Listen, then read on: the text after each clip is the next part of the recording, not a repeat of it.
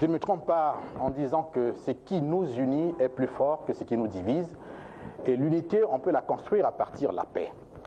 La paix, tout le monde la chantonne, que ce soit les hommes politiques, surtout eux, que ce soit d'autres appartenants sociétaux. On est dans cette sphère de la paix qui nous permet de nous mouvoir, sinon de comprendre et de la cultiver avec ceci que nous devons vivre obligatoirement avec elle. Sinon, sans paix, comment allons-nous faire, ne fût-ce que pour le développement subjectif? Il faut bien sûr la paix au niveau du pays, au niveau de l'État, au niveau de la nation, pour que le développement suive. Si on est déchiré, si on est divisé, si on est en guerre, alors peut-on prétendre développer notre pays? Ce sera chose assez difficile. La paix politique dans la nouvelle République, voilà le thème de ce soir. Et nous allons donc parler de la paix. Est-ce un contenant? Est-ce un contenu en faveur de l'ordre civique? Les hommes de paix sont-ils l'exclusivité institutionnelle? Oh, il n'y a que souvent ceux qui sont dans la politique, la haute politique, dans les partis politiques, même à la base, beaucoup plus ceux qui chantonnent paix, paix, paix, ils en font comme une exclusivité, on ne sait pas pourquoi. La paix politique, un acquis culturel ou un processus patriotique, on le verra avec les invités présents. Les pays de paix, peut-on s'en référer? Lesquels? On va les citer ici, on prendra donc leur exemple. Les artifices de la paix, et c'est par là que nous allons terminer cette émission. Sont invités ici Maître Martin Berry, invité d'honneur, il n'est plus à présenter. C'est l'icône politique de notre pays.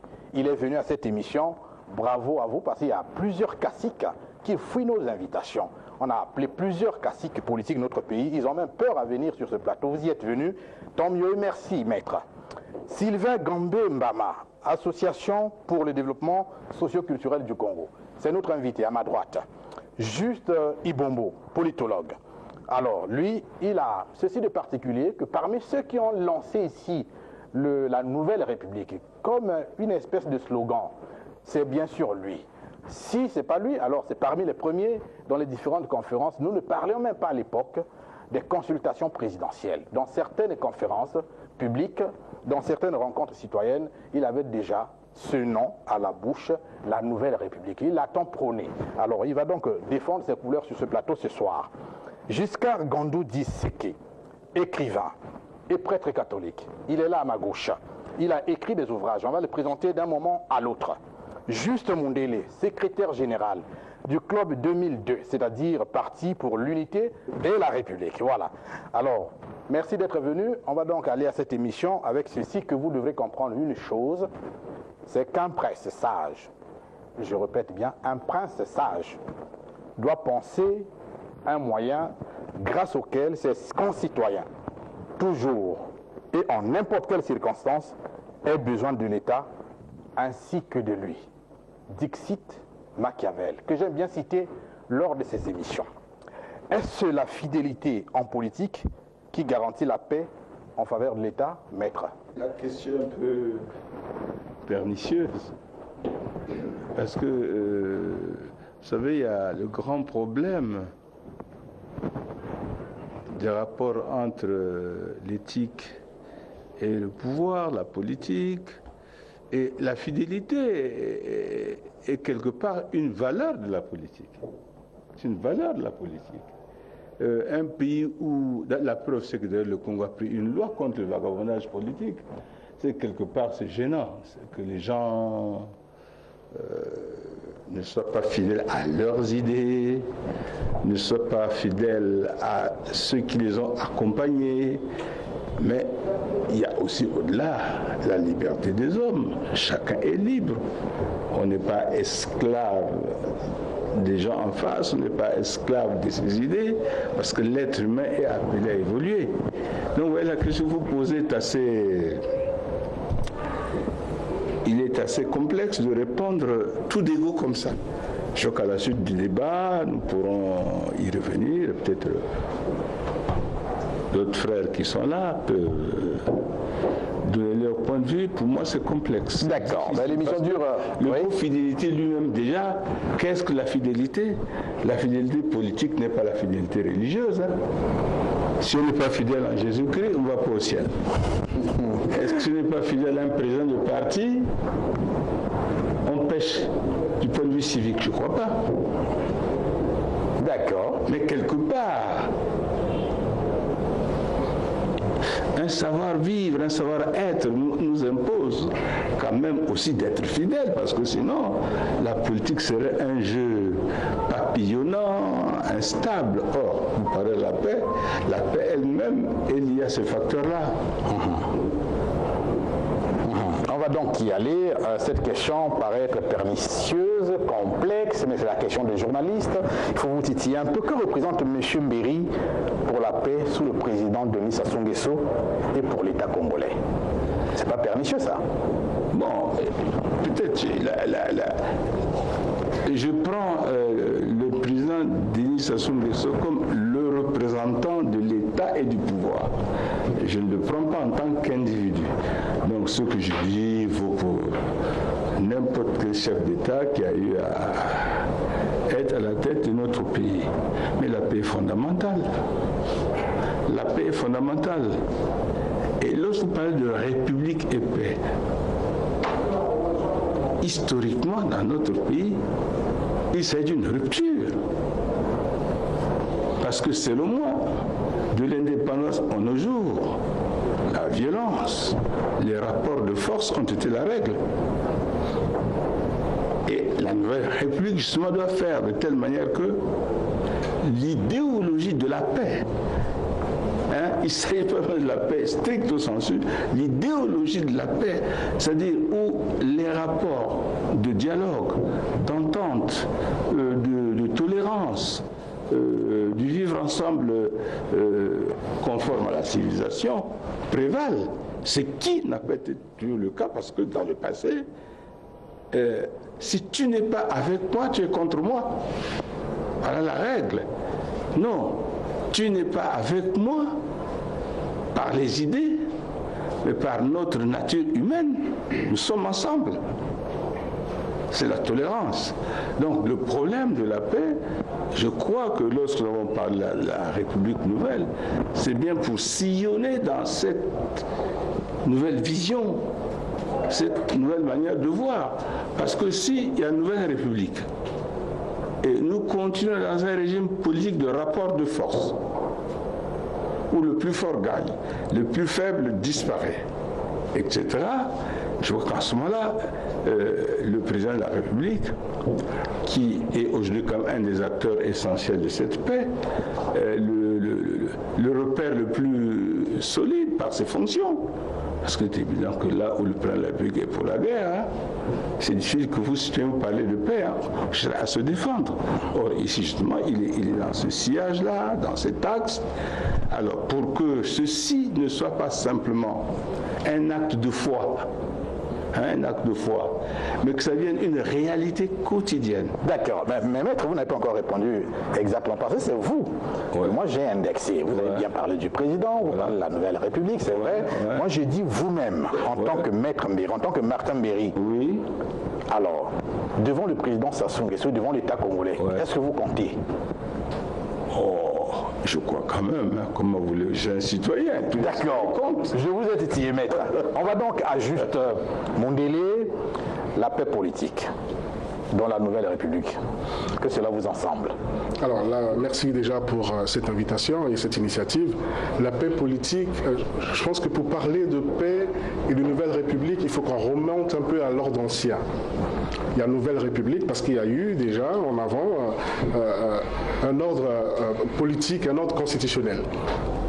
Le doyen, le ministre Mbéri a plus ou moins parlé de faits historiques, mais je voudrais simplement compléter que depuis la loi des Fers jusqu'à toutes les constitutions que le Congo a connues, souvent ces constitutions ont émané des circonstances assez particulières, des circonstances violentes, et on va presque dire que les constitutions émanaient beaucoup plus des vainqueurs. Mais bon, il y a eu une césure en 92, après la conférence nationale, une constitution adoptée après un référendum constitutionnel, mais dans la pratique, on a vu les limites de cette constitution finalement. Est-ce que c'était le contenu du texte ou alors la pratique des hommes politiques? C'est un autre débat. On va rester donc sur notre débat. Ceci dit, la constitution donc, de 2002, celle qui est passée, elle aussi, comme les autres constitutions, est issue de toutes les circonstances assez tragiques, assez particulières et difficiles. Et là, on a un homme d'État qui a pensé finalement initier une constitution. Et de mémoire de citoyen, j'ai participé au vote de la Constitution de 92, mais je puis garantir que celle du 25 octobre 2015 a fait l'objet d'un vrai débat et d'un intérêt au-delà de nos frontières. Maintenant qu'elle est adoptée, elle a été promulguée, dans sa quintessence, il y a un triptyque: paix et stabilité, unité nationale, cohésion sociale. Donc la paix est en effet le leitmotiv de cette constitution. Comme dans toutes les constitutions du monde, il y a des valeurs universelles, mais on a réussi, nous pensons dans cette constitution, de concilier à la fois les valeurs universelles et nos us et coutumes. D'accord. Monsieur Gandou, vous venez d'entendre Monsieur Juste Mondélé dire que c'est le président de la République actuelle qui a initié la constitution qui venait d'être adoptée. Il l'a fait par lui-même ou bien poussé par le peuple, ou sinon que ça a été comme une espèce d'engouement à la chose nouvelle pour aller à une nouvelle République? Je voudrais recadrer un peu les choses. En fait, il faudrait d'abord comprendre que la paix est la finalité de l'action politique.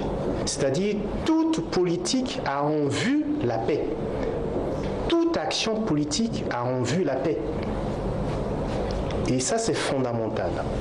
Deuxièmement, il ne faudrait pas réduire le concept de paix à une personne, en référence à une personne.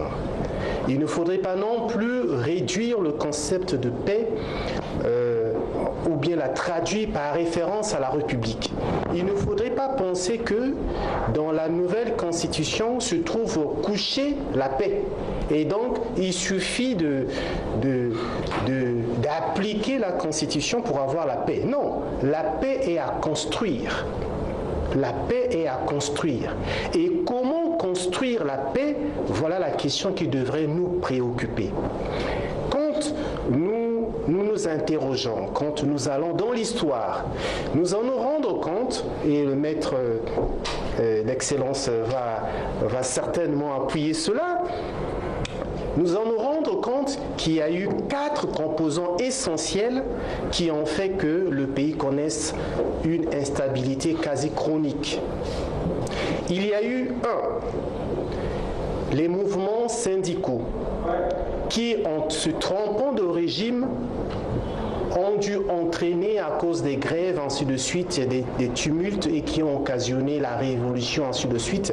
C'est parce que les leaders syndicaux et les syndicats eux-mêmes se sont trompés de régime en se comportant comme une composante politique. Je mets encore question d'échauffement. Je viens. Rapidement, les agrégats. Donc, il y a eu un des syndicats, oui.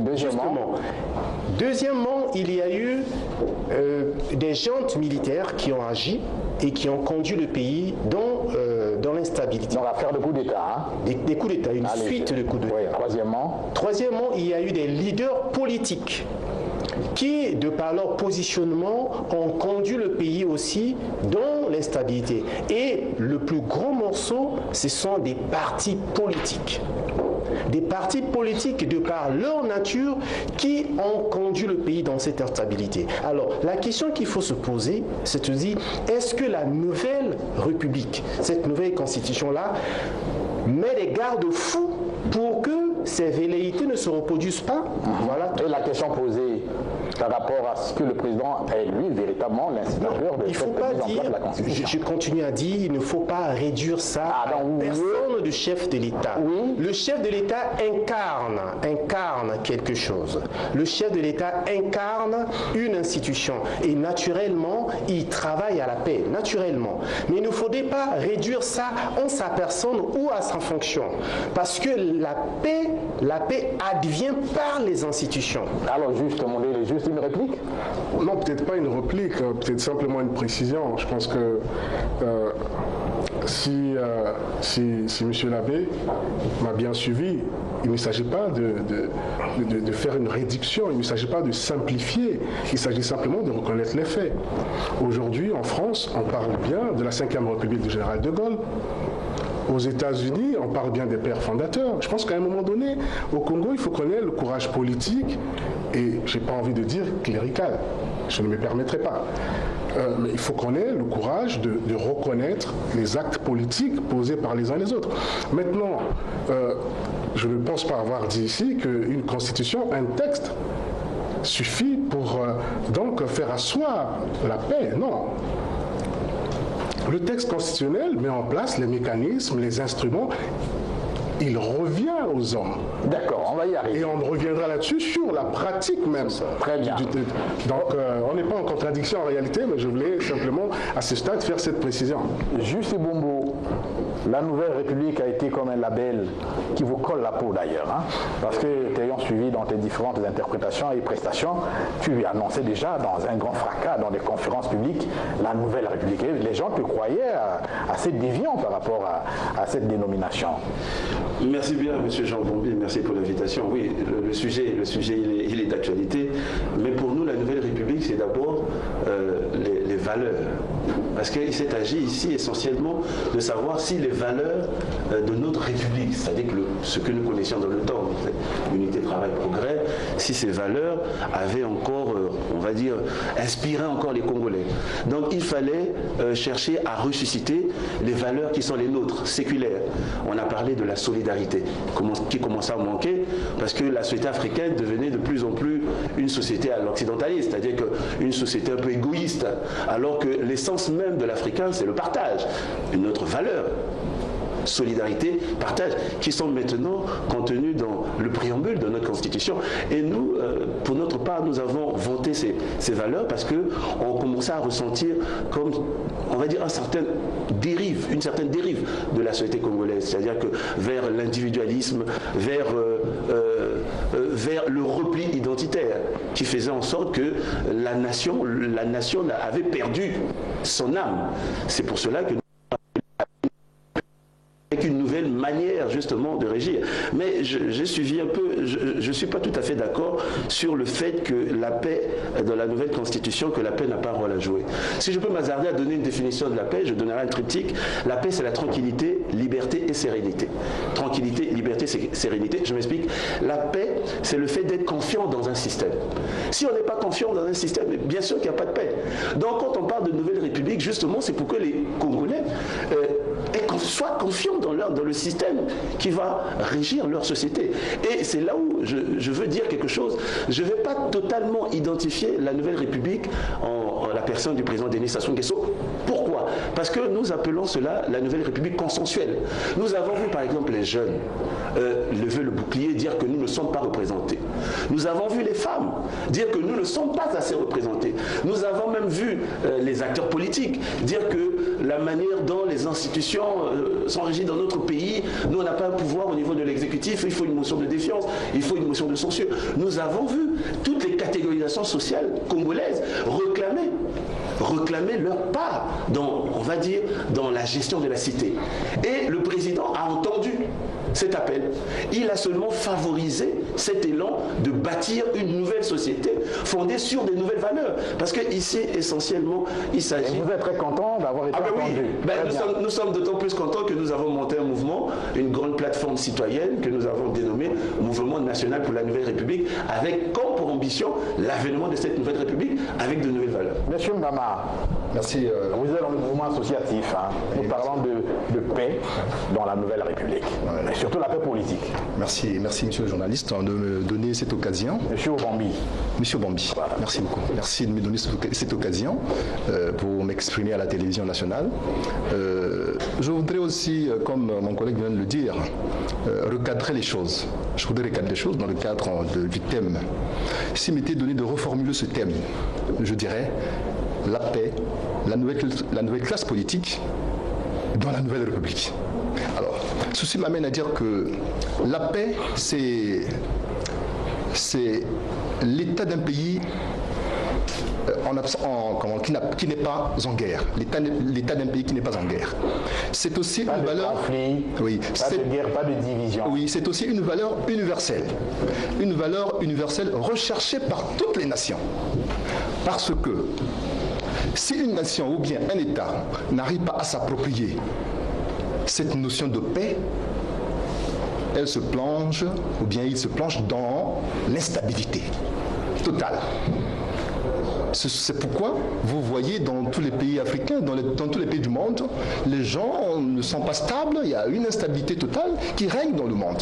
Parce qu'il n'y a pas de paix, parce qu'ils ne sont pas parvenus à s'approprier du concept de paix.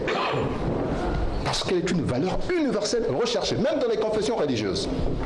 On recherche la paix, mais on ne trouve pas, on ne stabilise pas la paix dans ces confessions religieuses. Voilà pourquoi, dans des églises, vous constatez beaucoup de choses.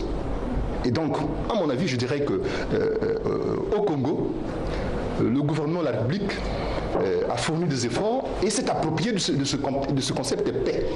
Voilà pourquoi nous avons eu la stabilité politique, donc institutionnelle, nous avons eu la stabilité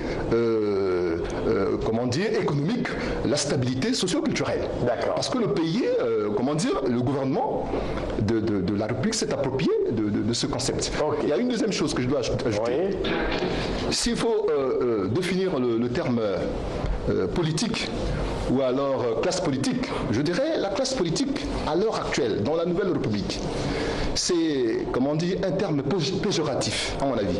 Parce qu'aujourd'hui, on parle de parité, d'égalité parfaite entre les jeunes et les vieux. C'est ça l'actualité. Et à mon avis, je dirais, le concept de classe politique, ou l'expression classe politique, signifie simplement la réconsidération des anciennes valeurs, des anciennes personnalités politiques et des nouvelles valeurs politiques, des jeunes et des vieux en termes de parité. Ok. Dans ces conditions, Oui. Allez-y.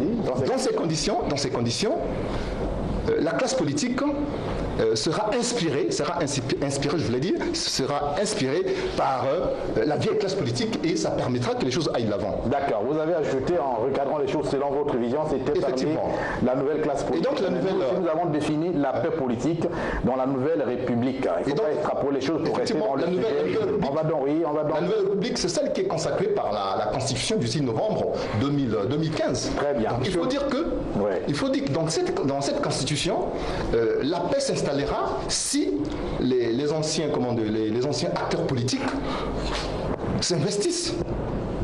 Vous allez parler, nous, en fait. S'investissent dans cette République. D'accord, ils vont s'investir. On attend, bien sûr, le moment venu quand les institutions seront mises en place après toutes les élections et on verra comment est-ce que cela va s'appliquer. Maître, je reviens à vous. Apparemment, on n'a déjà entamé la première partie, c'est-à-dire un contenant ou un contenu à l'ordre civique. Cette paix dont on parle. Et vous avez entendu les uns les autres, peut-être que vous avez quelque chose de convenable. Tout ce que je constate, c'est que le champ de définition est assez... c'est une variable, il y a tout là-dedans, si bien que le débat, il faut que nous fassions un effort pour revenir à la paix et la politique, c'est-à-dire à ce que la paix, écoute, toute la religion chrétienne, la religion bouddhiste et toutes ces grandes religions sont assises sur la paix. Exact. Bon, mais celle-là, personne ne l'a remis en cause, il n'y a aucun problème. Ici, il y a un problème, c'est que historiquement, notamment depuis l'indépendance, nous n'avons pas connu ce qu'on peut appeler grosso modo la paix des cœurs et des esprits. C'est cette espèce de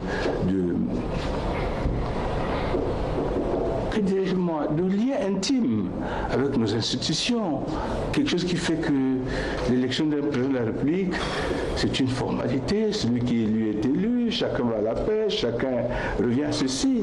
Chaque élection est un drame, chaque élection est un drame extraordinaire, mais jusqu'aujourd'hui, on ne va pas à Kinshasa, les véhicules ne circulent pas. Ceci montre que nous ne sommes pas d'accord avec nous-mêmes.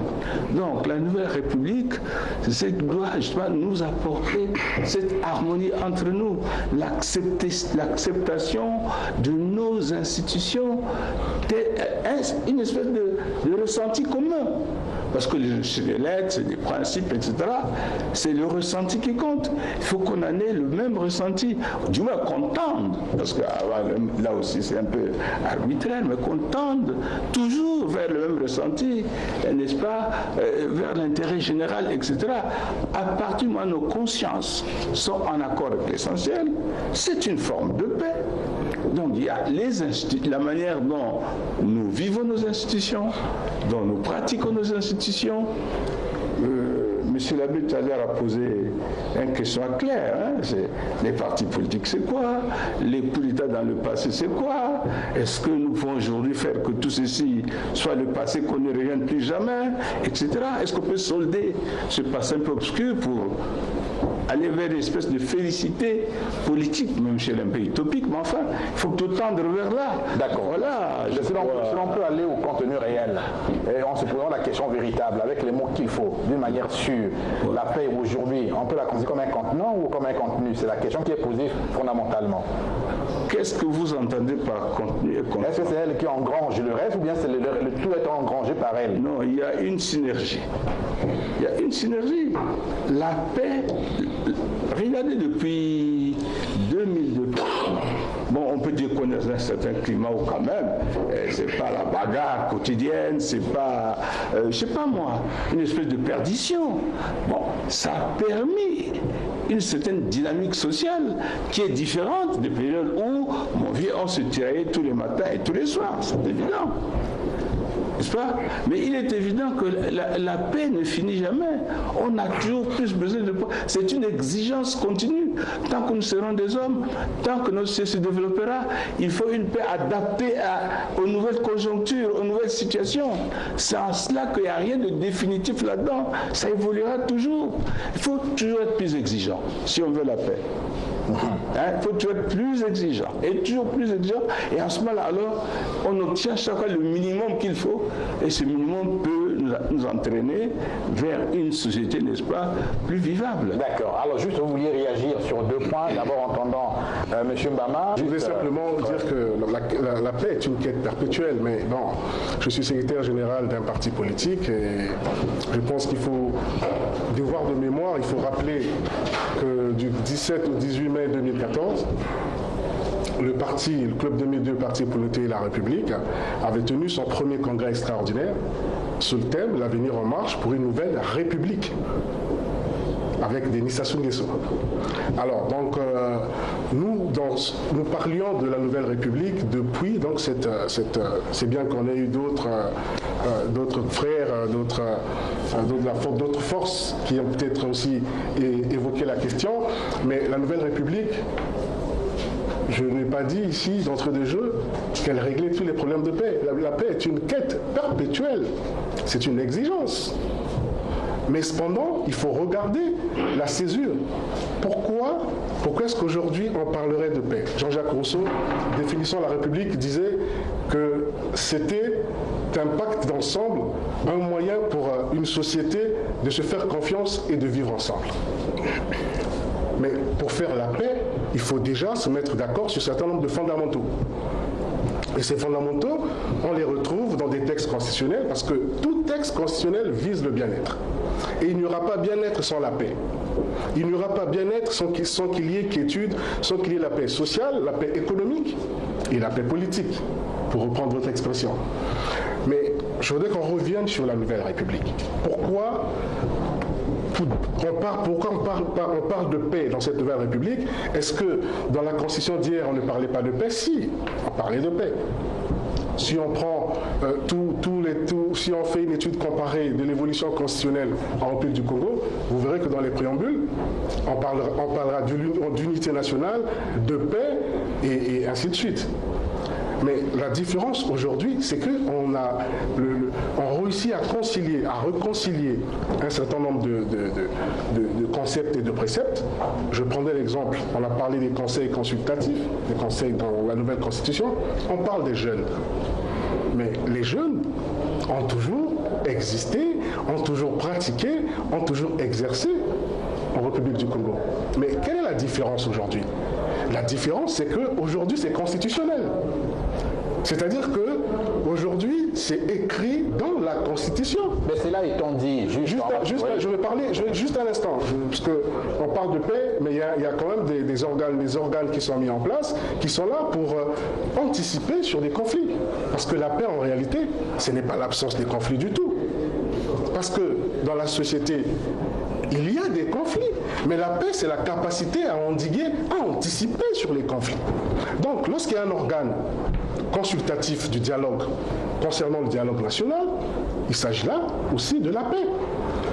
Le Conseil des sages, bon Dieu, quand on s'approche des élections, tout le monde va repart dans son terroir, chercher l'onction des sages, mais en réalité, dans d'autres sociétés, on prend l'Afrique du Sud qui est assez développée, assez évoluée au niveau donc, économique et même politique, mais dans la constitution sud-africaine, il y a une place de choix pour les notabilités.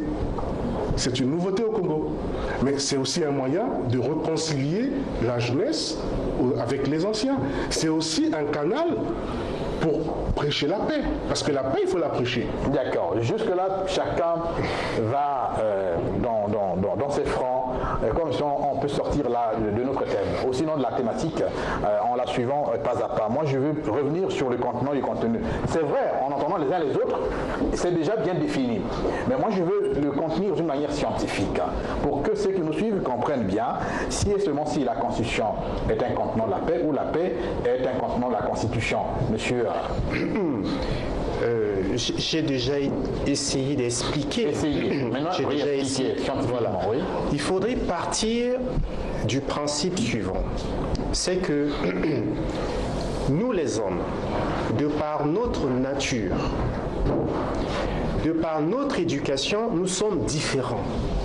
Nous avons des ambitions différentes. Et c'est ce qui fait que nous sommes naturellement en guerre les uns contre les autres. C'est ce que Emmanuel Kant appelle par l'insociable sociabilité.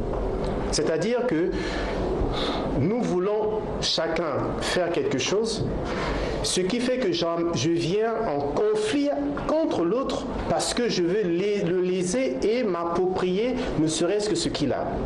Donc la société, déjà en elle-même, est dans un état de guerre. Oui, mais tout ça c'est philosophique. Voilà, justement, oui. je viens. C'est pour montrer que la paix, c'est quoi? C'est l'effort que les hommes déploient pour arriver à permettre à créer un climat qui leur permet de vivre ensemble.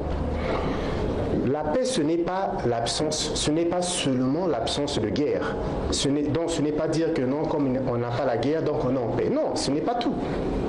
Ce n'est pas seulement le fait de dire que non, nos frontières sont gardées, il y a assez de militaires dans la ville, donc nous sommes en paix. Non, la paix, ce n'est pas seulement cela. La paix, c'est le fait de garantir un état d'esprit qui permette aux populations de bien vivre. Cela veut dire quoi? Cela veut dire qu'il faut rayer les insécurités chroniques. Qu'est-ce que j'appelle par les insécurités chroniques? C'est par exemple la faim, le chômage, c'est la cherté de la vie, c'est la maladie, c'est les difficultés de trouver les moyens de transport décents. Ces impondérables, on les trouve partout dans le monde. Ce sont donc des insécurités chroniques. Oui, oui. Alors, il faut dire, dans quelle mesure on peut mettre en place un système politique, social et économique qui permette à ce que ces insécurités chroniques cessent. Donc, pour terminer, c'est un contenant alors, selon vous? Oui, dans un sens, c'est un contenant. Très bien. Je rappelle, je donne l'information, c'est que vous êtes écrivain, en même temps que vous êtes prêtre catholique. Vous venez de publier des ouvrages, j'en ai deux ici sous mes yeux. Il y a la responsabilité de protéger. C'est une nouvelle approche du droit international. Je ne m'appesantis pas sur ça. Et plutôt que je peux m'appesantir sur le Congo, enjeu d'une gouvernance démocratique. Et pourquoi? Si ce n'est pas contradictoire avec ce que vous dites. Je cite en première page, vous avez dit « Il n'est de loi que voulu. Il n'est de loi bonne que préservant la paix », notamment la Constitution à laquelle fait allusion M. Mondele, si je ne me trompe pas. Vous vous avez écrit par ailleurs, l'une des grandes difficultés que le Congo a connues et qui a longtemps handicapé sa marche vers le développement est l'instabilité politique, vous l'aviez déjà dit, causée aussi bien par les différents coups d'État que par les soulèvements sociaux initiés par les groupes syndicaux ou par les partis politiques. La gouvernance démocratique se fonde sur le principe du respect de l'état de droit qui veut qu'aucune autorité politique ne soit au-dessus de la loi. Il s'ensuit que nul n'a le droit, même pas un groupe de personnes, d'entreprendre une action qui remette en question la volonté générale exprimée dans la loi constitutionnelle. Qu'est-ce que ça veut dire? Oui, cela voudrait tout simplement dire qu'il y a un souverain primaire qui est le peuple, qui exprime ses volontés à travers ses représentants, qui sont les parlementaires et autres, qui adopte des institutions, qui veut des certains nombres d'institutions, ceci pour le permettre de bien vivre. Dans le référendum était bienvenu, hein? Le référendum, bon, chez nous, oui. Il faut dire qu'à un moment donné de l'histoire, le peuple a besoin de réfléchir, de reconsidérer ses institutions. Le référendum était bienvenu alors, M. Gandou? Ça peut être bienvenu. Très bien. Alors, Ça, M. Tibongo, la paix, un contenant, comme M. Gandou le dit, ou un contenu? Bon, je dirais les deux. Mais moi, il y a quelque chose qui m'a frappé, c'est une citation du ministre d'État. Et il a dit, je l'ai noté, la paix, c'est le lieu intime avec nos institutions. Je pense qu'on ne peut pas parler, puisqu'on prendra tout à l'heure des exemples, pour parler des sociétés qui ont pu exalter cette paix, de faire en sorte que les citoyens vivent leur citoyenneté. Il y a un pays, moi je connais un, peut-être pas beaucoup, mais ici au Congo, on commence à bâtir cela. Parce qu'à la vérité, c'est quoi? À la vérité, le problème, c'est d'avoir un problème institutionnel. Aujourd'hui, quand on voit dans notre pays des anciens ministres, j'ai été un peu, des anciens ministres réclamant un statut. Nous avons été, ça je peux le dire, l'une des premières personnes ici, peut-être pas avec orgueil, à dire que la Constitution du 20 janvier 2002 portait des choses dépassées, obsolètes. Comment ça se fait que vous avez dans une Constitution le candidat qui arrive en seconde place, disons avec 15% des voix, il bénéficie d'une protection de l'État, mais par contre, le président sortant n'a aucun statut.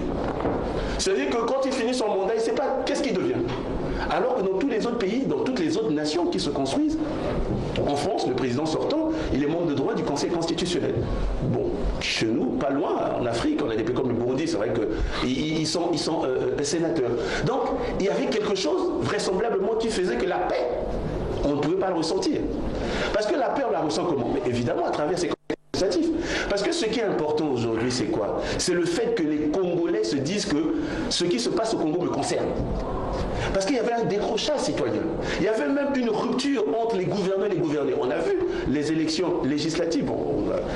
Les Congolais parlaient de la politique dans les arrondissements, dans les coins de rue. Mais quand il s'agit d'aller voter, ben non, ils ne vont pas voter. Mais là, aujourd'hui, on est en train de voir quelque chose d'extraordinaire. On appelle à la révision des listes électorales. On voit les Congolais partir parce que chacun dit que oui, écoutez, le Congo me concerne. Et moi, j'ai ma part dans le Congo. Ça c'est juste pas maintenant, attendons le vote pour savoir. Non, mais écoutez, déjà c'est déjà bien. Parce que lorsqu'on voit, on a vu jusqu'à hier 20h, une file de Congolais aller chercher à réclamer parce qu'ils se disent que comment est-ce que je vais vivre ma citoyenneté si je ne peux pas voter. Donc je pense qu'il y a un lien intime entre la paix et les institutions. Si les institutions, c'est le socle de la société, si les institutions sont infondées, sont mal fondées, évidemment on n'aura pas de paix. On a toujours eu des coups d'État parce qu'aujourd'hui nous voyons par exemple qu'il y a quelque chose qui a été tranché à travers la Nouvelle République. On a un statut non seulement pour le chef d'État sortant, mais aussi on a les anciens premiers ministres, les anciens présidents des commissions de l'Assemblée. Ça veut dire qu'on veut contenter le maximum de personnes. Et il y a une jurisprudence, il y a un pays comme ça dans le monde qui essaye d'impliquer le maximum de leurs concitoyens. Aujourd'hui, à travers l'armature, je vais le citer, c'est la Suisse. Regardez en Suisse, lorsqu'il s'agit même d'un problème social, on appelle les Suisses à aller au référendum. Quand il s'agit par exemple de l'arrivée des étrangers, on demande aux Suisses, écoutez, est-ce que vous êtes pour ou contre? Mais c'est ça justement, la personne se sent concernée. Aujourd'hui, les Congolais, c'est une grande révolution. Et ce que nous sommes en train de bâtir au Congo, je pense qu'avec cette nouvelle république, nous sommes en train de bâtir une révolution extraordinaire. Parce que, mon frère juste a parlé des notabilités. On voit aujourd'hui qu'il y a un conseil consultatif des sages. Avant, on les considérait seulement lorsqu'il s'agissait d'aller chercher les voix, mais aujourd'hui, leur voix peut être prépondérante, justement pour essayer d'endiguer si jamais il y a des conflits. Ils avaient été considérés, mais ils n'étaient pas institutionnalisés, vous pouvez dire. Ils n'étaient pas considérés. C'est lorsqu'on a institutionnalisé. Pendant les grandes rencontres, on voyait les rois venir. Je ne suis pas tout à fait d'accord, monsieur. Je ne suis pas tout à fait d'accord. C'est lorsqu'on a institutionnalisé qu'on est considéré les jeunes. Et c'est vrai que, oui, mais aujourd'hui, les jeunes, à 18 ans, ils peuvent prétendre être députés. À 30 ans. Parce qu'il y avait quand même quelque chose qui n'allait pas. Pour être candidat à l'élection présidentielle, il fallait avoir 40 ans. Le Congo a signé des chartes internationales qui ont valeur de droit local. Et la charte africaine sur les jeunes, on dit que non, être jeune, c'est jusqu'à 35 ans. Non, entre 35 ans et 40 ans, on était qui? D'accord, voilà. C'est entendu. On va donc à la fin de cette première partie de notre débat, oui. Merci beaucoup pour la parole que vous me donnez une fois de plus. En entendant les autres, je n'ai pas posé des questions, mais en entendant les autres, vous avez... Je reprends la même question. Oui, la Constitution est-elle un campement de paix? Voilà, cette question me renvoie à penser à toutes les constitutions que le Congo a eues. En commençant par la loi constitutionnelle de 1958, et puis à la constitution du 2 mars 61 avec le président Youlou, à la constitution du 8 décembre 63 avec le président Massamba Deba, et à la constitution du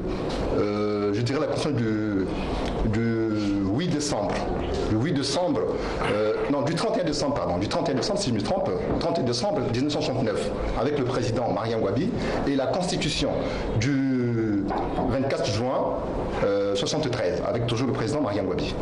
Et la constitution du 8 juillet 1979. Dans les citants, oui, voilà. Vous voulez donner et la constitution du 15 mars 92. La constitution du 20 janvier, je vous l'ai dit, 2002. De toutes ces constitutions, il y en a 8 ans, y compris la nouvelle constitution. Dans toutes ces constitutions, quels sont les impacts? Quel est l'impact de la constitution du 8 décembre 68 sous cette constitution, sous ces institutions, lors de la gestion du pays pendant ces moments-là? Il y a eu quel impact? Oui, je voulais simplement arriver à dire que c'est la constitution du 20 janvier 2002 qui aujourd'hui a donné plus d'avantages. Vous aviez parlé de l'impact de celle de 39. Pardon? Vous aviez parlé de l'impact, on n'a pas su l'impact en question. Non, je voulais dire que l'impact, c'est partout dans toutes les constitutions. Il y a eu comme un désastre. Il n'y a pas eu de paix. En dehors de la constitution du 20 janvier 2002, en dehors de la constitution du 8 juillet 1979, et il faut voir aussi la constitution de 69 avec le président Mariam Wabi. Ce sont ces constitutions qui ont garanti un peu la paix dans le pays. En dehors de toutes ces constitutions, les autres constitutions ont mis le pays dans une situation d'instabilité totale. Donc cela étant dit, on peut se rassurer au travers de la Constitution. Et donc la Constitution, telle que... elle est adoptée là. Non, telle que le cas de la Constitution du 20 janvier, vous avez vu vous-même des travaux, des infrastructures d'une importance capitale qui ont été engagées dans le pays. Il faut dire que les opportunités de développement ont été revalorisées, ont été reconsidérées dans le pays. Il faut dire. Donc la Constitution pour moi est un gage, oui. Si les acteurs politiques calculent bien les enjeux, savent ce qu'il faut faire. Si les acteurs politiques, voilà pourquoi tout à l'heure je parlais de la nouvelle classe politique, parce qu'on ne doit pas se départir de ces grands responsables qui ont géré le pays. D'accord. Oui. Oui, c'est une réaction. Allez-y. Il faudrait que les choses soient assez claires. Il ne faudrait pas penser que, tel que j'essaie de comprendre, que cette nouvelle constitution, celle qu'on vient d'adopter, il ne faudrait pas penser qu'elle vient résorber tous les problèmes que nous sommes en train de connaître. il ne faudrait pas penser que cette nouvelle constitution est tellement parfaite et qu'elle vient donc arranger les problèmes. Non. Je puis vous dire déjà que cette nouvelle constitution a des impasses aussi. Elle comporte des impasses, elle est nouvelle, mais elle a des impasses qui, si elles ne sont pas bien gérées, risquent de conduire le pays aussi dans des situations d'instabilité. Je vais vous prendre un exemple. Tout à l'heure, il a été cité le problème des jeunes. Et on est content de dire que non, voilà, on a permis aux jeunes de pouvoir se présenter. Est-ce que vous avez pris le temps de réfléchir suffisamment et de constater ce qui a été dit? On a dit, à 18 ans, un jeune, il peut donc se présenter comme député. 18 ans. Cela voudrait dire quoi? Que représente un jeune de 18 ans de chez nous? Ça veut dire qu'il est au lycée. Il est au lycée. Il peut déjà être bachelier, c'est les choses intelligentes. Je viens, permettez. Oui. Il est au lycée, il peut être en première, il peut être en terminale, mais en tout cas difficilement en première année d'université. Voilà donc un jeune comme cela que l'on donne. Un jeune qui parfois n'a pas encore une expérience universitaire importante. Voilà, c'est à ce jeune-là qu'on veut donner des lourdes responsabilités. Je viens. Oui. Permettez que je développe. Permettez que je développe. Et voilà donc, c'est à ce jeune qui n'a aucune expérience. Il ne faudrait pas penser que parce qu'il est majeur, il ne faut pas dire parce qu'il a 18 ans. Être majeur ne signifie pas avoir de l'expertise. C'est parce qu'on n'interroge pas assez l'histoire. Sinon, il faut encore aller à l'histoire et se rendre compte que quand le Congo accède à l'indépendance, quels sont ceux qui arrivent? Ce sont des tout jeunes. Ce sont ceux qui n'ont pas eu une formation qualifiante assez importante. Et le président Gbagbo le dit. Et ce sont ces conflits-là entre les jeunes. Ce sont ces conflits-là, ces conflits interpersonnels qui ont conduit le pays dans une instabilité.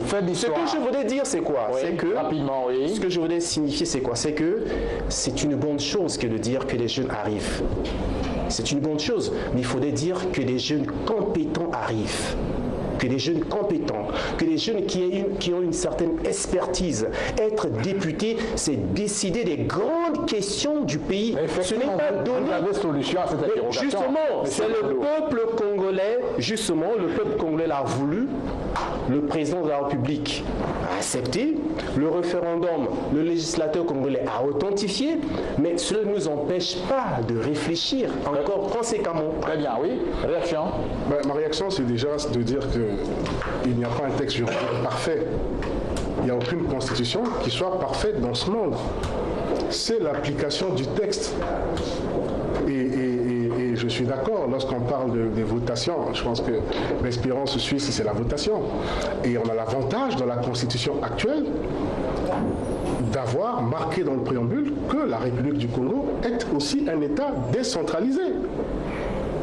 Donc, parlons de paix, mais à la fois contenu et contenant.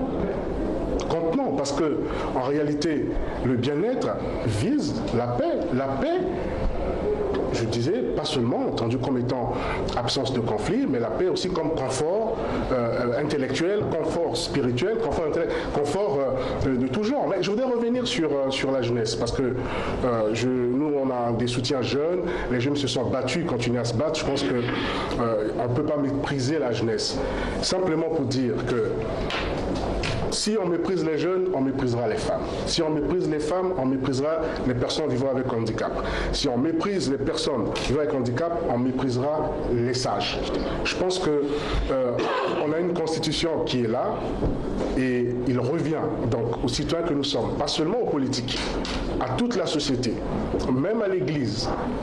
Alors toute la société de faire l'effort à ce que dans l'application de cette... Il y aura des textes organiques qui seront pris, mais dans l'application donc de cette constitution, que toute toutes les catégories sociales, toutes les couches sociales trouvent leur place. C'est de ça qu'il s'agit. Un jeune de 18 ans, juste pour terminer, qui va se présenter à une élection, ça veut dire qu'il a jaugé, il a mesuré, il sait pourquoi il y va. Et pareil pour plus âgés, en réalité. Donc, c'est pas ça vraiment le fondamental. La question de paix reste le contenant et le contenu, mais la question de paix reste aussi un état d'esprit, des réflexes, un comportement. D'accord, rapidement, avant d'aller à Maître. Oui, rapidement, je voulais rebondir sur ce qu'a dit Monsieur Gandou. Monsieur Gandou, écoutez, la société congolaise est une société pratiquement à 70% jeune. Et de deux, lorsque, vous avez dit vous-même, lorsque on inscrit qu'à partir de 18 ans on est majeur, ça dit qu'on est responsable. Comment est-ce que vous pouvez dénier le fait qu'un jeune de 18 ans ne soit pas capable, apte à prendre des lois pour la République, alors que la nouvelle République, il faut le dire, c'est une République des jeunes. Parce que ce sont eux qui se sont levés pour justement défendre quelque chose, des valeurs. Parce que la césure, c'est quoi? Ah, les vieux là, ah, les vieux là, les vieux. C'est ce qui se dit. Et les jeunes se disent non. Comment est-ce qu'on doit faire? La tranche d'âge. Et les jeunes aujourd'hui s'organisent. De quel âge?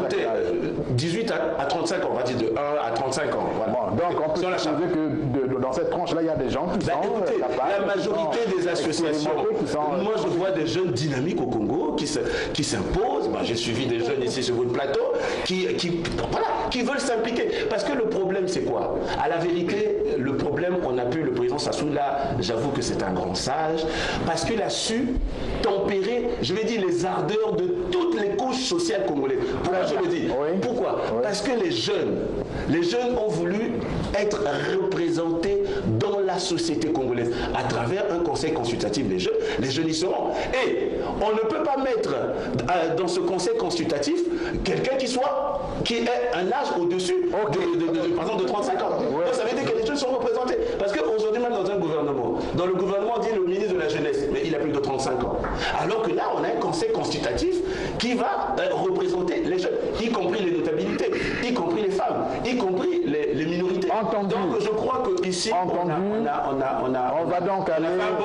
D'accord, on va aller au chapitre suivant. Maître, vous me permettez? Ah, allez-y, je pensais que vous aviez déjà...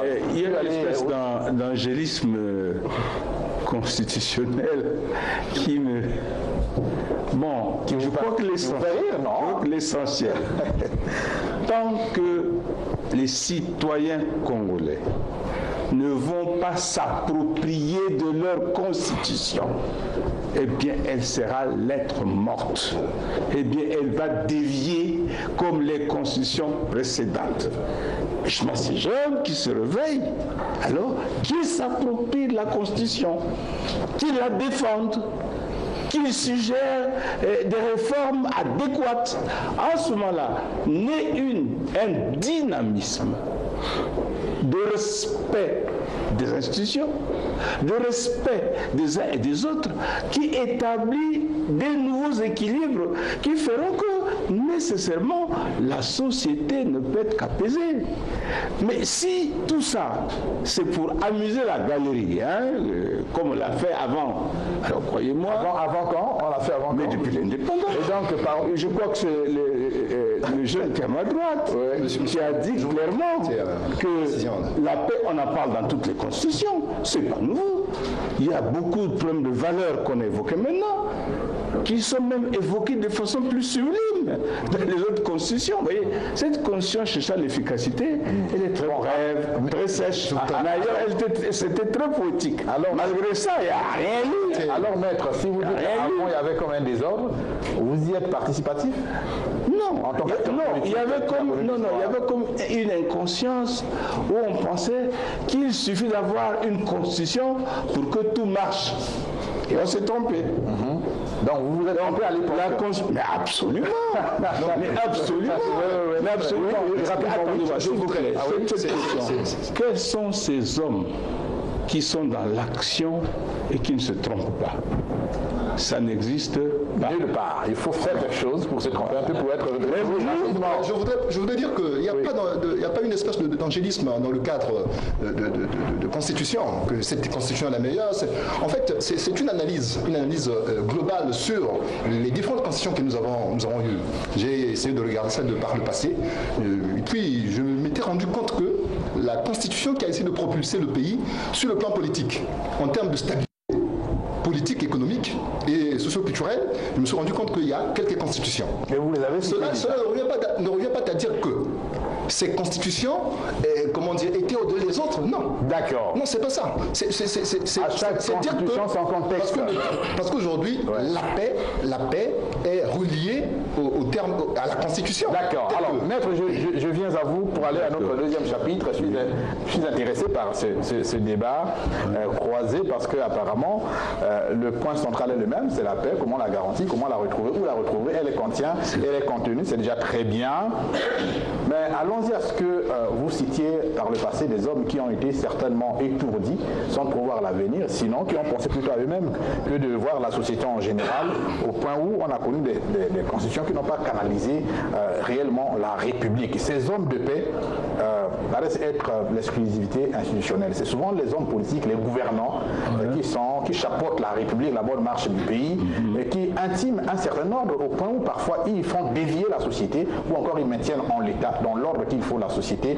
Et ces hommes-là sont-ils l'exclusivité de la vie?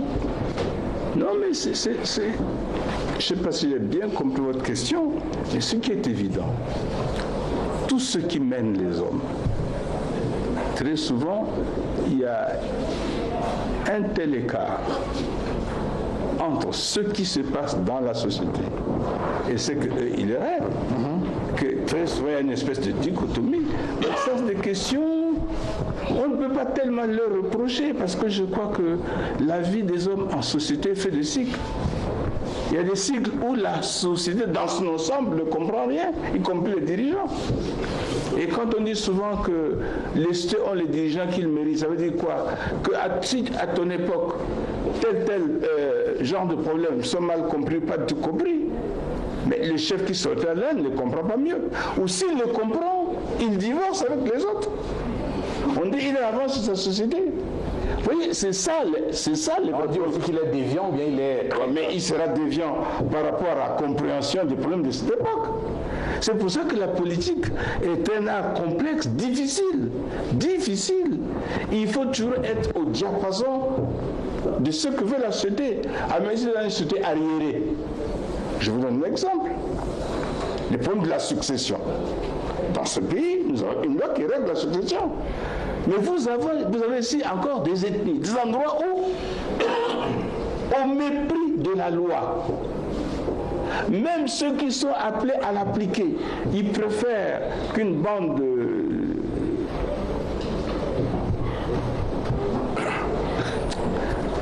La loi est mise sous le coude tranquillement. Et ceux qui osent dénoncer ça... Vous n'avez pas osé dire Non, enfin, dans tout cas, c'est des gens qui n'aiment... Sur ce point-là, par exemple, la loi n'est pas appliquée. Bon, nous parlons des veuves, nous parlons des femmes, mais c'est ça le problème des femmes. Alors, si la nouvelle constitution qui ouvre, qui met en lumière ce problème, si les femmes ne se battent pas, les jeunes ne se battent pas pour que le problème de succession soit vraiment réglé. Alors, cette nouvelle aura servi à quoi? Vous savez, aujourd'hui, des enfants qui allaient à l'école à 5 ans dans une voiture, son père meurt le lendemain, cet enfant est carrément un enfant de la rue. Mais il y a les mœurs, les coutumes, les justes coutumes qui peuvent régler ces problèmes. Mais non, les justes. Dans la République, les us et coutumes peuvent inspirer la loi, mais ils ne peuvent pas être la loi. La loi, c'est la loi. La loi, c'est la décision que prennent les institutions parlementaires au nom de tous et de l'intérêt général. Et tout le monde doit être soumis à la loi. Très bien. Voilà. La coutume n'a rien à y faire. Sur la loi. Voilà. Bien. Bientôt sur ce plateau, chrétien et paix. On a reçu presque toutes les catégories sociales. Il ne reste que les religieux qui ne sont pas passés. Pourquoi chrétiens et paix? Simplement parce que nous sommes un pays fortement christianisé et en leur milieu, on a toujours chantonné la paix de par l'héritage en Jésus-Christ. On va avec eux voir effectivement ce que c'est que la paix vue par les chrétiens au Congo. Parce que sinon, comment peut-on prévaloir être chrétien sans parler de la paix? C'est apaisant pour nous tous qui vivons dans la société. Quelqu'un a dit ici, et les politiques, et les religieux, et les économes, enfin les opérateurs économiques, tout le monde confondu. De même, quel projet politique pour un Congo prospère et pacifique puisse alors les candidats déclarés à la présidentielle venir à un débat sur ce plateau? C'est sur la base aussi d'un programme que l'on peut convaincre les uns et les autres. Nous avons souvent cette malchance au Congo de ne voir les hommes politiques venir s'opposer entre eux pour déballer leurs projets et puis qu'à la suite de ces projets, on sache réellement qui est qui et qui a mieux pensé un projet pour le développement de notre pays. Cela étant dit, l'histoire du Congo est belle, mais à la fois sulfureuse, par des trahisons entre hommes politiques. L'effet boomerang aujourd'hui, c'est la vidéo sur Internet. Faux montage ou excès dissuasif pour un coup d'État étouffé, le Congo est à l'heure du positionnement politique. La paix n'est pas pour autant atteinte, n'est-ce pas, maître? La parole est ouverte. Oui. Vous savez à quoi je fais allusion. Tu vas me haïr parce que je t'en ferai faire plein des exercices comme ça. Attends, je refais le cas. Recule un petit peu.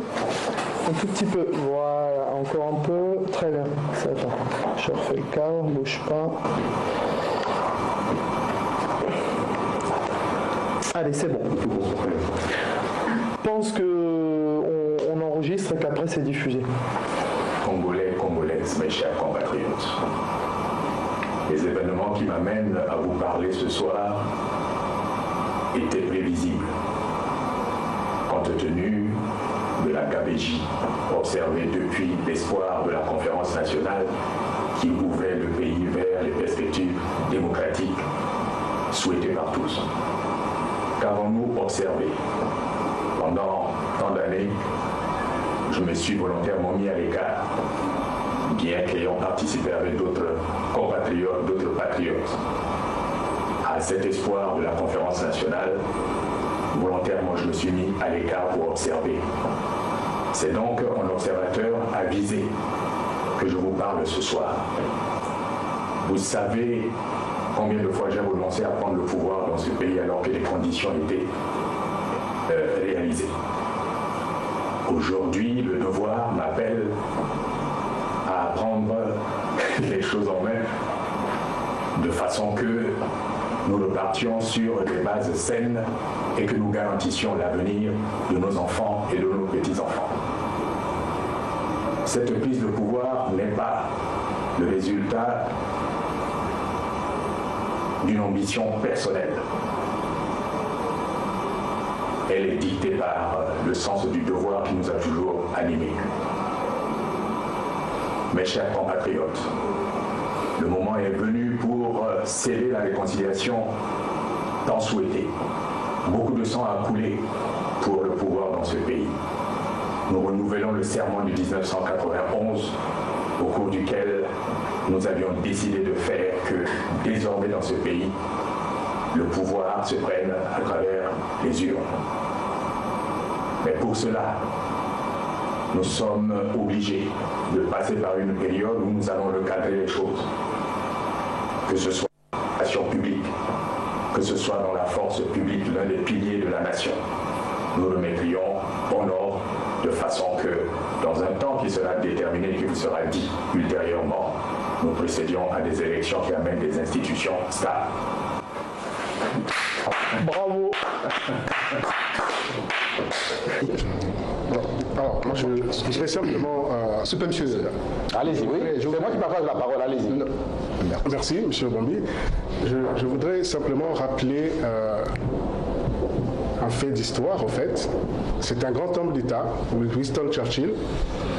Il venait d'être nommé Premier ministre dans les circonstances de guerre, Seconde Guerre mondiale. Et les politologues connaissent le célèbre discours de Churchill devant la Chambre des communes qui disait « Je n'ai à offrir que du sang, des larmes de la peine et de la sueur. Ça veut dire que le discours, dans une seule phrase d'un homme politique, on peut avoir tout un programme, on peut avoir toute une idéologie.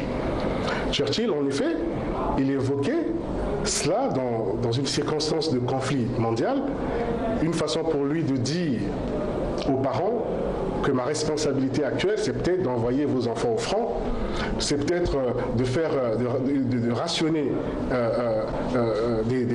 l'alimentation et autres, mais c'est aussi dire que le discours politique, l'homme politique. Congolais, Congolaises, mes chers compatriotes, les événements qui m'amènent à vous parler ce soir étaient prévisibles, compte tenu de la gabegie. Ce que les anciens ont bien fait aujourd'hui. Surtout que il y a un refrain, ils sont encore jeunes. Ouais, vous voulez faire allusion à quoi exactement? Je pense que vous avez parlé d'une vidéo, mais moi je suis secrétaire général d'un parti qui soutient, qui espère en tout cas, et très vite, que le candidat souhaité se déclara. Il s'agit du président Denis Sassou Nguesso. Je ne ferai pas ici la publicité d'un homme politique qui est candidat déjà, semble-t-il, prononcé, mais simplement, j'aurais bien aimé voir cette vidéo sur vos écrans aujourd'hui et la commenter. Mais puisque vous dites que ça circule sur Internet, mais si ce qui circule sur Internet, c'est ce qu'on a suivi, c'est pathétique. Tout simplement pathétique, et il faut qu'on civilise notre discours politique. Il faut que les hommes incarnent réellement l'image qu'ils laissent transparaître aussi, et il faut surtout que le discours de Churchill reste un discours qui était alors vraiment tenu dans un contexte particulier, mais qu'aujourd'hui, en 2016, qu'il n'y ait pas des citoyens, encore moins des Congolais, qui reprennent ce discours en disant aux Congolais, Congolaises et Congolais, je vous promets du sang, de la sueur, de la peine, et etc. etc. Donc, il faut qu'on reste vigilant. En tout cas, nous, on est vigilants, pas seulement concernant la vidéo, concernant tous les discours des hommes politiques, parce qu'on sait qu'on suit un débat en France aujourd'hui. Un seul concept peut embraser. Un seul concept, et nous resterons vigilants. Nous, en ce qui nous concerne, nous allons suivre, nous allons y veiller, mais concernant tous les acteurs politiques, parce que lorsque on utilise les jeunes comme bouclier, on l'a vu pendant le débat constitutionnel, alors que on a épousé famille, parfois pas sur place, dans des conditions confortables. Demain, d'autres nous diront, la jeunesse n'a pas apprise, mais une autre jeunesse apprend quelque part. Et deux poids, deux mesures, on n'est pas d'accord, et là, on ne sera pas d'accord. Monsieur Gondou, oui, la vidéo dont il s'agit, oui, est-ce que vous en avez la connaissance d'abord? J'ai bien suivi ça, oui. Mais je voudrais d'abord revenir allez-y, sur la question que vous avez posée, qui me paraît essentielle, parce que oui. Je ne voudrais pas entrer, je ne suis pas politique, donc mon point de vue est plutôt d'ordre scientifique. C'est quand vous parlez des figures de paix,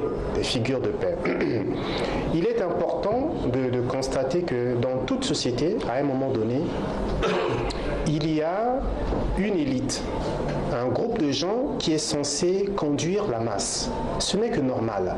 Il n'y a pas à se faire de mauvaises pensées, de maux de tête, mais c'est toujours comme cela. Il y a une élite. Et dans cette élite-là, il y a des visionnaires, il y a des personnes de grands charismatiques qui ont un grand sens de la vie, de la nation, et qui essaient d'entraîner. Ce n'est que normal. Ce n'est que normal. Et parmi ceux-là, dans cette foule, il y a ceux qui suivent tout naturellement. Il y a aussi des indécis, ceux qui ne se décident pas à marcher. Il y a des boudeurs, ceux qui traînent les pieds, qui ne veulent pas. Et il y a tout simplement ceux qui ne savent pas ce qu'il faut, donc ils sont là, ainsi de suite. La société est ainsi faite. Alors, si un pays, à un moment donné de son histoire, a un visionnaire, on dit tant mieux. On dit tant mieux. Alors, quitte à lui de pouvoir drainer un peu, mais cela ne suffit pas. Il faudrait aussi que les institutions fortes permettent à ce que l'agir politique ait réellement un sens à travers le pays. Parce que ce qui se passe là, vous voyez, la faiblesse du jeu politique congolais, c'est quoi? C'est aussi la faiblesse liée aux partis politiques, qui le plus souvent n'ont pas un grand sens d'organisation, un grand sens d'uniformisation, mais des partis politiques qui sont prêts à entraîner, à embraser.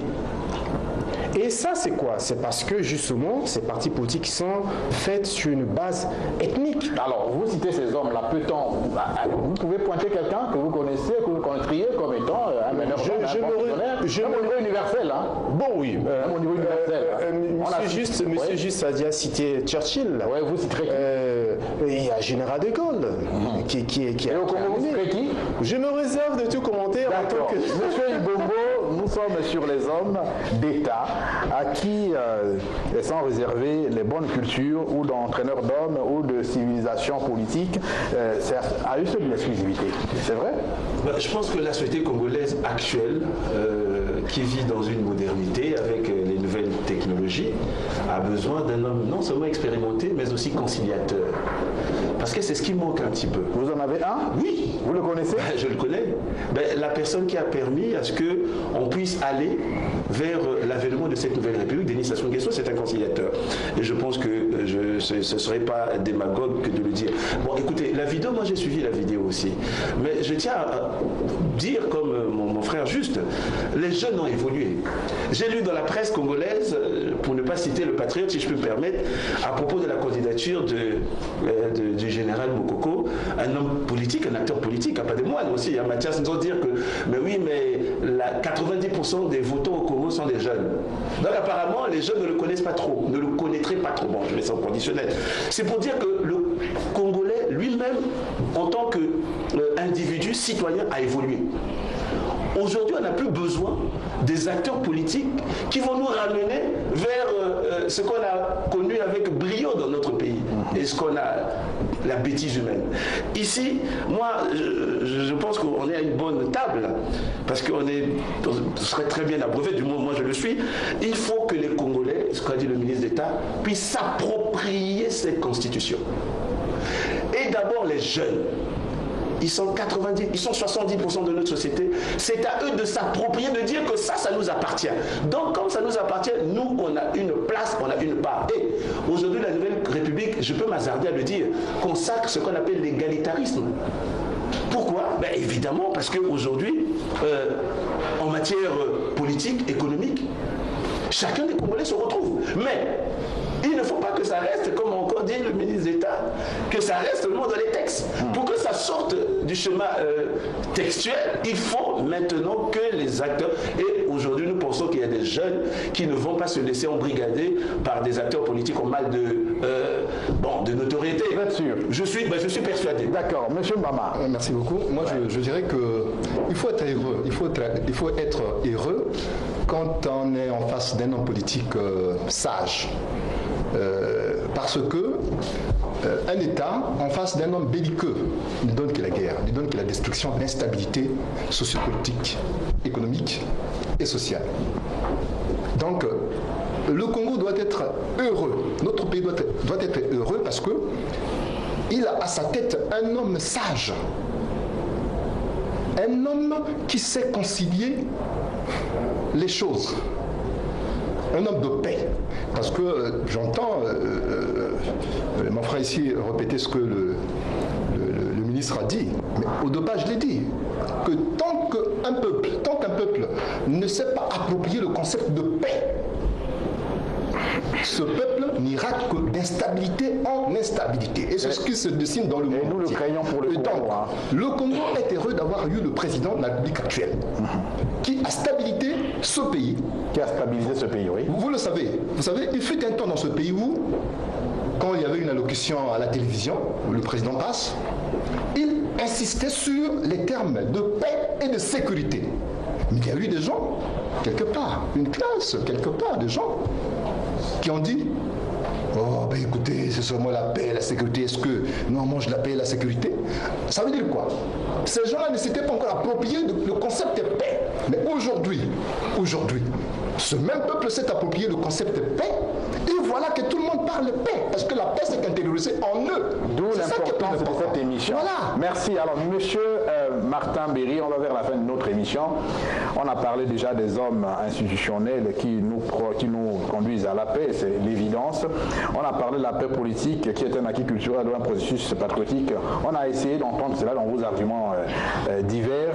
Alors, les pays de peur, il y en a qui ont cité ici la Suisse et d'autres, par exemple l'Afrique du Sud, et ainsi de suite. On voulait en entendre d'autres, peut-être les États-Unis, j'en sais rien. Les artifices de la paix, est-ce qu'on peut terminer par là? Les artifices de la paix, de quoi s'agit-il, monsieur le journaliste, monsieur le directeur? La paix où elle est ou elle n'est pas. Dans tout cas, on ne peut pas jouer avec ça. Pourquoi? Tous les États démocratiques du monde sont fondés sur la paix. Parce que n'oubliez pas que la nécessité de la démocratie est une conséquence des guerres perpétuelles qui ont régi les rapports entre les peuples. Également de la violence qui a régi les sociétés lorsqu'il y avait des rapports difficiles entre ceux qui travaillaient, ceux qui produisaient, etc. Donc, lorsque la paix devient un facteur dominant dans la société, devient une espèce d'idéologie caractérisant une société, il y a nécessairement une évolution qui s'est opérée entre un passé embrouillé, violent, où les lois n'étaient pas respectées, etc., etc. Donc c'est dans ce processus-là que nous voulons entrer. Alors, si en ce moment-là, il y a des gens qui le font pour des raisons politiciennes, pour s'amuser, mais ils ont tort. Ils ont tort. Non. Le pays a un tournant. Notre pays a un tournant. On veut autre chose. On veut autre chose. Mais la jeunesse dont on parle, mais écoutez ce qu'elle dit. Demain, c'est ces jeunes-là. Sauf s'ils se trahissent eux-mêmes. Parce que, écoutez, ce monde est fait comme il est fait. Les gens conséquents sont parfois rares. Mais je crois, le modernisme aidant, les valeurs du monde moderne qui nous envahissent avec les médias et toutes ces choses-là, font que nos enfants s'émancipent, ils mûrissent, etc. Donc je crois que les simulacres là-dedans, ce n'est pas possible. Surtout si ces jeunes s'approprient de la Constitution et mettent les responsables devant leurs devoirs et leurs responsabilités. Tout est là. Dans le monde tel qu'il existe, un dirigeant qui se repose ne demande pas mieux. Un dirigeant qu'on ne dérange pas ne demande pas mieux. Il n'ira pas dire aux populations, venez me déranger parce que vraiment, moi j'ai besoin de vous. Ça n'existe pas. Il faut le comprendre. Quand on a compris ça, c'est l'essentiel. C'est l'essentiel. Tout à l'heure, on évoquait le problème des images, etc. Je voulais dire un petit mot sur ça. Bon, s'il y a un dirigeant qui s'est comporté, qui a dit ce qu'il a dit, etc., c'est sa responsabilité. C'est la responsabilité de ceux qui gouvernent le pays, qui regardent ça. Moi, ce qui m'intéresse, c'est la manière dont les populations, le peuple, les citoyens réagissent devant tout ça. Il y a parfois des agitations autour de rien. Il n'y a rien, mais on s'agite, on a l'impression qu'il s'est produit un grand événement. Mais c'est les mois. C'est un seul. Mais oui, je donne la peur. Mais c'est la peur. Oui. C'est la peur. Et puis également, nous fantasmons énormément. Quand on a faim, on n'a pas mangé le matin au soir. Bon, écoutez, on est chez le copain apprenti tailleur, etc. Il faut qu'on s'invente des choses pour vivre, pour survivre, ça aussi. Et la misère aide à ça. Donc nous fantasmons énormément. Et c'est pour ça que notre pays est fragile. Parce qu'une étincelle peut mettre le feu à la plaine. Quand on dit ça, c'est parce qu'on a peur, c'est parce qu'on voudrait favoriser X, Y, c'est une réalité objective. Donc la paix, la culture de paix, le fait que on ne se sente à l'aise que s'il y a la paix, le fait qu'on exècre la guerre et la violence. Si ça n'entre pas dans nos habitudes, dans notre culture, eh bien, notre retard économique ira s'aggravant. Vous pouvez avoir des milliards, tout ce que vous voulez, mais si l'homme n'est pas prêt à faire face à tout ça, eh bien, le cas de certains pays du Moyen-Orient, maintenant avec les technologies modernes et tout ça, ils ont fait comme un bond qui fait qu'ils se rattrapent. Mais ils restent arriérés avec des milliards. Donc il ne suffit pas d'avoir des milliards, il faut avoir des hommes. On termine par quel mot alors, maître? Mais paix. Paix. Rien que la paix, c'était l'objet de cette émission, surtout dans sa circonscription politique. Parce qu'il semble que c'est la politique qui guide, qui gère. On a souvent dit, si vous ne faites pas la politique, elle à son tour vous fera. De toutes sortes, aussi dans de multiples formes. Nous sommes sous l'effet de la politique, la militance, la politique classique, la politique gouvernementale, administrative, et ainsi de suite. Pacifica vous permet ainsi de vous cultiver au travers de la paix. À bon entendeur, salut, on se retrouve la prochaine fois. Ce sera bien sûr dimanche prochain. Au revoir.